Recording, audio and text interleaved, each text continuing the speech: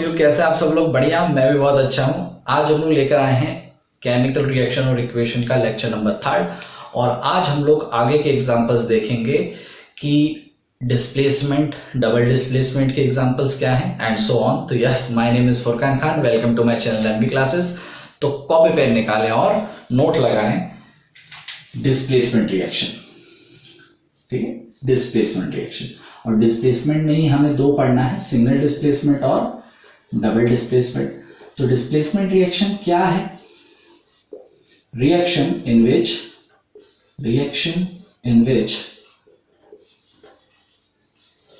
one element of a compound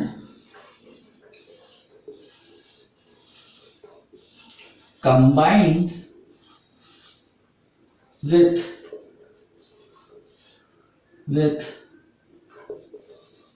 the compound of other by displacing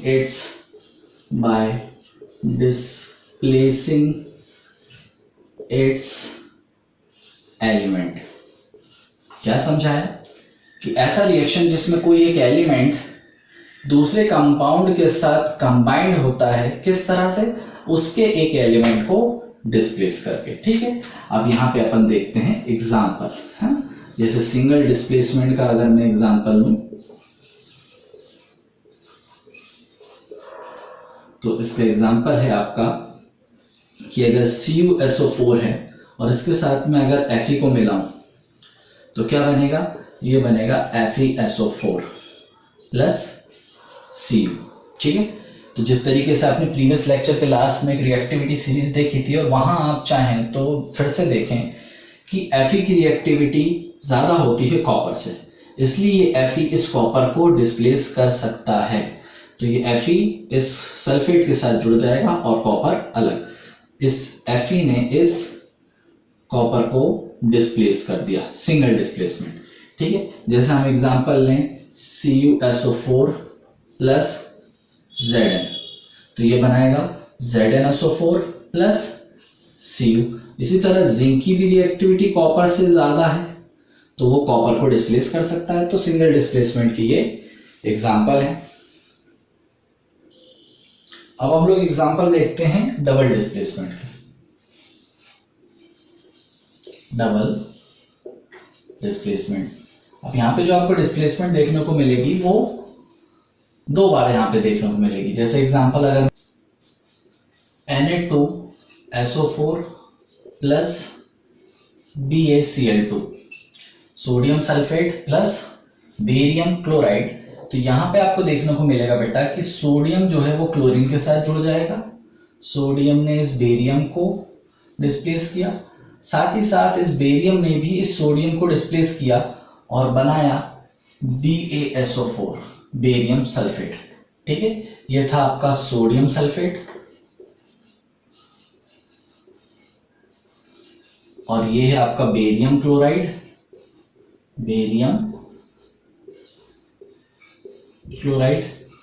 यह आपका बन गया सोडियम क्लोराइड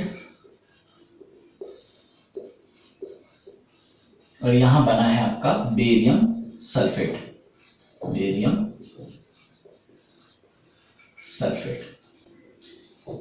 AgNO3 प्लस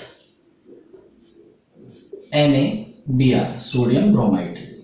तो यहां पे क्या होगा? Silver nitrate, sodium bromide.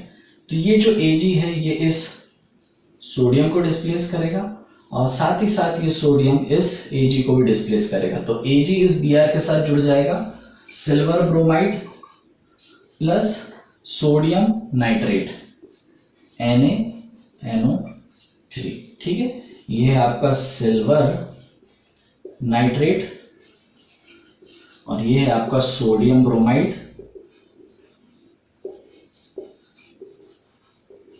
ये कंबाइन होकर बनाएगा सिल्वर ब्रोमाइड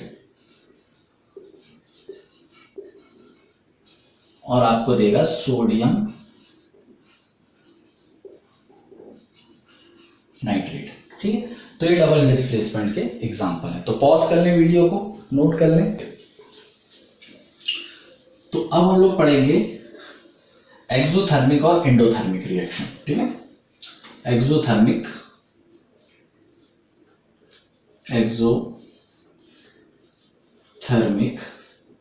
रिएक्शन, ठीक।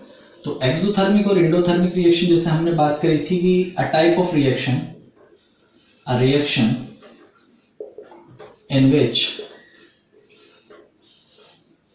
heat is released during the reaction. Heat is released during the reaction. Reaction के ड्यूरेशन में हीट रिलीज हो, that type of reaction is said to be exothermic reaction. इसका अगर मैं एग्जांपल लूं तो जैसे मैंने अभी इससे पहले लिखा भी था कि मीथेन के साथ अगर ऑक्सीजन आप देंगे तो बनेगा carbon dioxide, water and ट्रेमेंडस amount of, अगर लें और उसको अगर हम ऑक्सीडाइज करें तो बनता है मैग्नीशियम ऑक्साइड, और इसमें भी अच्छे खासे अमाउंट में हीट रिलीज होती है। तो that is called exothermic reaction. अगर हम बात करें endothermic reaction, endothermic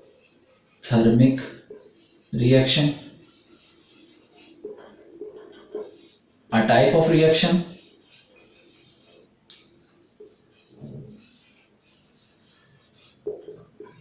in which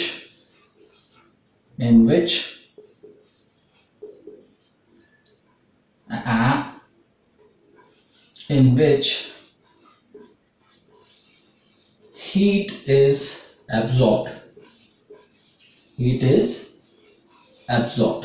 example है आपका मर्क्यूरिक ऑक्साइड। जब इसको आप हीट करोगे तो ये आपका मर्क्यूरी प्लस ऑक्सीजन में टूट जाएगा, ठीक है।